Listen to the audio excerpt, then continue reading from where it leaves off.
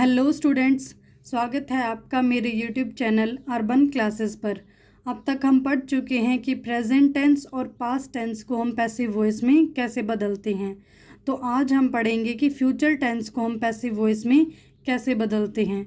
तो चलिए शुरू करते हैं। सबसे पहले फ्यूचर इंडेफिनिट टेंस। स्टूडेंट्स, मैंने आपको बताया था कि फ्यूचर टेंस में हमारी हेल्पिंग वर्ब क्या होती हैं, विल और शैल। तो अब हम देखते हैं अफर्मेटिव का सेंटेंस स्ट्रक्चर। सबसे पहले सब्जेक्ट, उसके बाद हमारी हेल्पिंग वर्ब यानी कि विल या शैल, उसके बाद मेन वर्ब की फर्स्ट फॉर्म और उसके बाद हमारा ऑब्जेक्ट, उसके बाद पैसिव वॉइस। और पैसिव वॉइस में हम सबसे पहले किसका यूज़ करते हैं, ऑब्जेक्ट का। उसके बाद हम यूज़ करते हैं हेल्पिंग वर्ब, और फ्यूचर टेंस में हमारी हेल्पिंग वर्ब है विल और शैल। और उसके बाद हम यूज़ करेंगे बी, उसके बाद मेन वर्ब की थर्ड फॉर्म जो कि पैसिव वॉइस में हम हमेशा यूज़ करते हैं। उसके बाद बाय और सब्जेक्ट। एग्जाम्पल है, he will paint the door. यहाँ पर ही हमारा सब्जेक्ट है, विल हमारी हेल्पिंग वर्ब है, उसके बाद मेन वर्ब की फर्स्ट फॉर्म और उसके बाद हमारा ऑब्जेक्ट। तो चलिए अब हम इसे पैसिव वॉइस में बदलते हैं। तो सबसे पहले हम यूज़ करेंगे ऑब्जेक्ट। यहाँ पर हमारा ऑब्जेक्ट है द डोर। उसके बाद हम यूज़ करेंगे हेल्पिंग वर्ब जो कि है विल। उसके बाद हम यूज़ करेंगे बी, उसके बाद मेन वर्ब की थर्ड फॉर्म, उसके बाद बाय और लास्ट में हमारा सब्जेक्ट यानी कि हिम। तो हमारा पैसिव वॉइस सेंटेंस क्या हो जाएगा, the door will be painted bye him. Next है नेगेटिव, और नेगेटिव में हम क्या करते हैं, सिर्फ और सिर्फ नोट को ऐड कर देते हैं। तो सबसे पहले सब्जेक्ट, उसके बाद हेल्पिंग वर्ब, उसके बाद नोट, मेन वर्ब की फर्स्ट फॉर्म और ऑब्जेक्ट।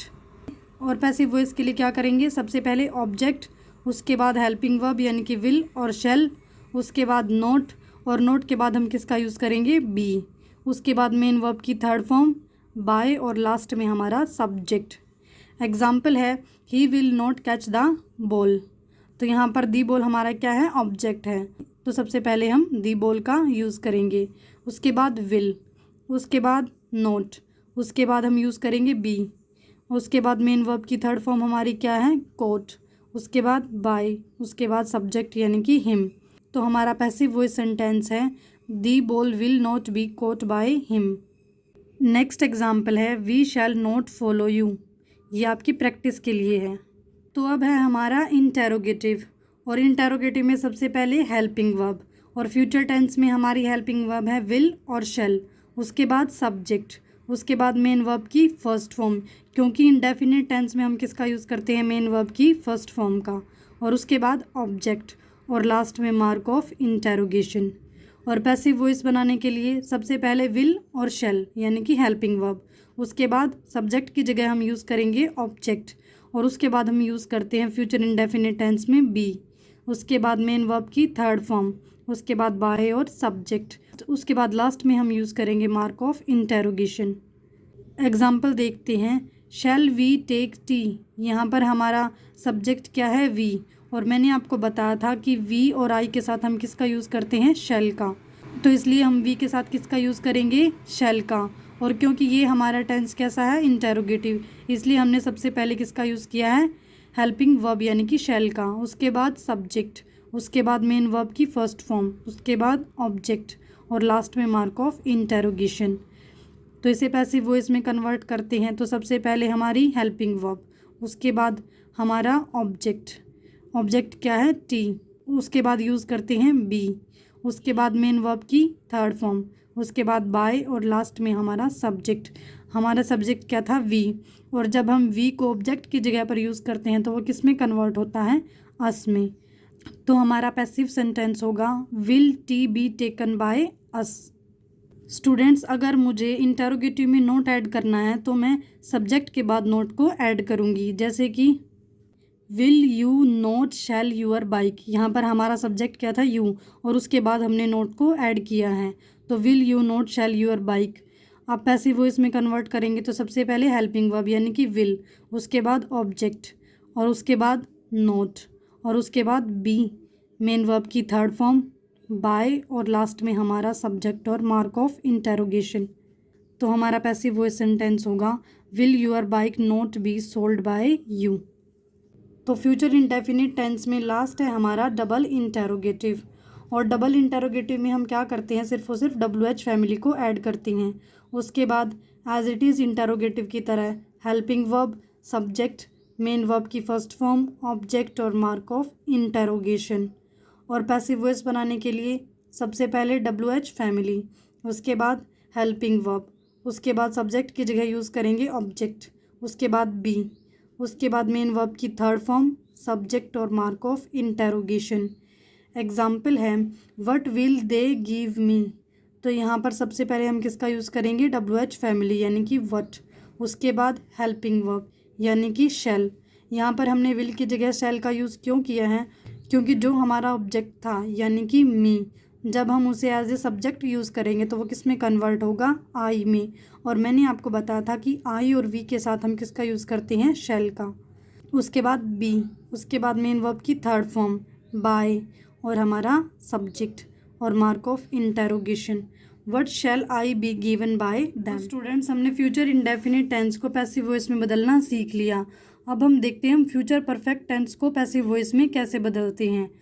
तो फ्यूचर परफेक्ट टेंस, और मैंने आपको बताया था परफेक्ट टेंस में हम क्या यूज़ करते हैं, मेन वर्ब की थर्ड फॉर्म। तो इसका मतलब हमें यहाँ पैसिव वॉइस बनाने के लिए वर्ब की फॉर्म चेंज करने की ज़रूरत नहीं है। अफर्मेटिव का सेंटेंस स्ट्रक्चर देखते हैं। सबसे पहले सब्जेक्ट, उसके बाद विल और शैल, उसके बाद हम यूज़ करेंगे हैव, उसके बाद मेन वर्ब की थर्ड फॉर्म, उसके बाद ऑब्जेक्ट। चलिए अब हम देखते हैं कि पैसिव वॉइस के लिए क्या करते हैं।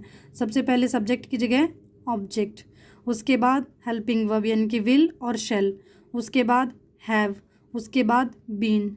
स्टूडेंट्स, चाहे प्रेजेंट परफेक्ट टेंस हो या पास्ट परफेक्ट टेंस हो या फ्यूचर परफेक्ट टेंस हो, सब में हम पैसिव वॉइस बनाने के लिए किसका यूज़ करते हैं, बीन का। तो हैव के बाद यूज़ करेंगे बीन, उसके बाद मेन वर्ब की थर्ड फॉर्म, उसके बाद बाय और सब्जेक्ट। एग्जाम्पल है he will have written a letter. सबसे पहले ऑब्जेक्ट है हमारा लेटर, तो ए लेटर, उसके बाद हेल्पिंग वर्ब यानी कि विल, उसके बाद हैव, उसके बाद परफेक्ट टेंस में हम यूज़ करते हैं बीन, उसके बाद मेन वर्ब की थर्ड फॉर्म बाय और उसके बाद subject. A letter will have been written by him, ये है हमारा पैसिव वॉइस सेंटेंस। इसके बाद हम आगे नेगेटिव पर, और नेगेटिव में हम क्या करते हैं, हेल्पिंग वर्ब के बाद सिर्फ और सिर्फ नोट को ऐड करते हैं। तो subject will shall not have main verb third और ऑब्जेक्ट। और पैसिव वॉइस बनाने के लिए सब्जेक्ट की जगह object, helping verb as it is, not भी एज इट इज़, उसके बाद हैव, उसके बाद हम यूज़ करते हैं बीन, मेन वर्ब की थर्ड फॉर्म बाय और सब्जेक्ट। एग्जाम्पल है she will not have bought 2 apples. यहाँ पर ऑब्जेक्ट है 2 एप्पल्स, हेल्पिंग वर्ब यूज़ होगी विल, उसके बाद नोट, उसके बाद हैव, उसके बाद हम यूज़ करेंगे बीन, उसके बाद मेन वर्ब की थर्ड फॉर्म, उसके बाद बाय और हमारा सब्जेक्ट क्या था, शी, वो किस में कन्वर्ट हो जाएगा, हर में। 2 apples will not have been bought by her. अब नेक्स्ट है हमारा इंटेरोगेटिव। इंटेरोगेटिव में वही सबसे पहले हेल्पिंग वर्ब, उसके बाद सब्जेक्ट, उसके बाद हैव मेन वर्ब की थर्ड फॉर्म, ऑब्जेक्ट और लास्ट में मार्क ऑफ इंटेरोगेशन। और पैसिव वॉइस बनाने के लिए हेल्पिंग वर्ब, सब्जेक्ट की जगह object, have been, main verb की थर्ड फॉर्म बाय और सब्जेक्ट। एग्जाम्पल है will she not have helped them. तो सबसे पहले हमारी हेल्पिंग वर्ब यानी कि विल, उसके बाद जो हमारा ऑब्जेक्ट था यानी कि देम, जब वो सब्जेक्ट की जगह यूज़ होगा तो किस में कन्वर्ट होगा, दे में, उसके बाद नॉट, उसके बाद हैव बीन, उसके बाद मेन वर्ब की थर्ड फॉर्म, उसके बाद बाय और उसके बाद subject. Will they not have been helped by her, ये हमारा पैसिव वॉइस सेंटेंस है। लास्ट है हमारा डबल इंटेरोगेटिव। डबल इंटेरोगेटिव के लिए क्या आपको कुछ करना है, बिल्कुल नहीं, हमें सिर्फ क्या करना है, WH फैमिली को लगाना है सबसे पहले इंटेरोगेटिव सेंटेंस में, उसके बाद डबल इंटेरोगेटिव हमारा क्या हो जाएगा, कंप्लीट हो जाएगा।